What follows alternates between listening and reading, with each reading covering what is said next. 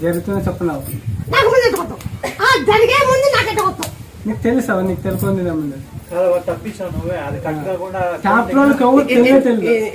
అది కట్టి కాకుండా అవన్నీ మనుషులంతా ఏర్పడే వల్ల అది కట్ అయింది కాబట్టి అందరికి 20 మంది ఎవరికేం కదా ఒక చూడు గీత లేదు